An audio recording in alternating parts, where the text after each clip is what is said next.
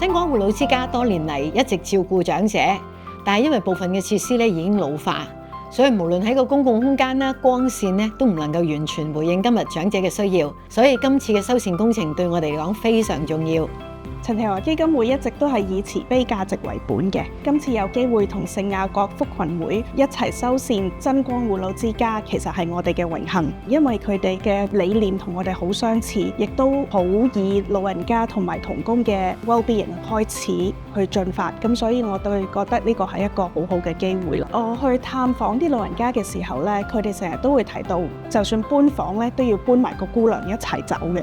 咁所以咧，其實佢哋係真係好珍惜嗰班童工，所以希望而家新嘅院舍睇到有多啲公共空間俾佢哋聚埋一齊啊，咁啲童工亦都會可以多啲嘅機會去接觸啲老人家。我諗呢一個係其他院舍應該可以諗一諗，增加一啲空間俾老人家同埋童工一齊，亦都係俾探訪者有多啲嘅地方可以傾下偈啊、食下飯啊咁咯。呢一個修繕工程之後，我哋都睇到嗰啲家人嚟探訪係開心咗好多嘅，知道咗有即係爸爸媽媽或者親戚係有咁多地方，啲房而家亦都有窗，所以有自然光可以入到嚟。佢哋係覺得我哋係有心思擺過落去。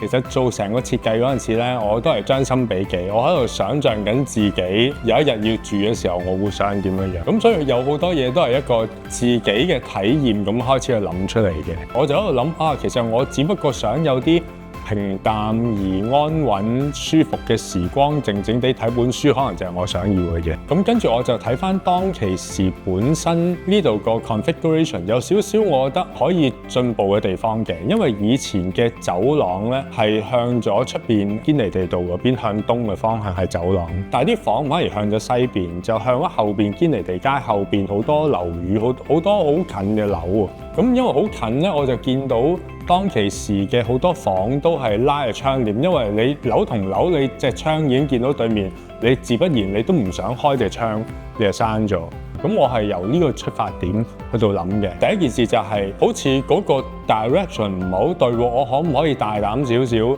將所有嘅房變翻向呢度出邊，即係堅尼地道。喺啲細節裡面，希望大家無論係啲工作嘅朋友啊，或者喺度住嘅院友，我都希望佢哋係久而久之係覺得好有愛喎呢個世界。就算佢哋唔知道邊個設計者，其實都擺咗好多愛喺入邊，即係希望呢種咁樣嘅感覺係傳遞到嘅。咁所以我亦都喺9樓開咗個空間係咧，俾啲唔同嘅 family 真係好 welcome 佢哋嚟同啲老人家共度一個時光，食餐飯，搣個橙，捉盤棋。我亦都希望可以有啲空間，即係大家見到我特登開咗個玻璃天窗嘅，就係希望啲老人家喺度打下橋牌啊，打下麻雀啊，亦都係少少嘅諗法係有一個可以同 family 共聚嘅一個咁樣嘅好嘅空間。多謝陳庭華基金會嘅慷慨嘅資助，令到我哋有呢個修繕工程。當然，我哋都要多謝真光院咁多年來嘅信任同埋同行，仲有咧房協俾我哋一個咁靚嘅地方，我哋去辦呢個護老之家。喺過程裡面咧，我要多謝建築師、項目嘅團隊啦，同埋一班用心用力嘅工人。仲有咧，繼續喺我哋護老之家裡面住嘅老人家，同埋你哋屋企人。你哋真係嘅包容同埋信任咧，對我哋好重要。咁當然我仲要希望多謝我哋喺護老之家裏面每一位嘅同事，你哋喺呢個過程裏面咧辛苦你哋啦。所以咧今日修繕工程能夠成功完成，實在喺呢度我要衷心多謝每一位。冇你哋嘅努力咧，唔會有今日呢個咁靚嘅環境俾我哋嘅老人家。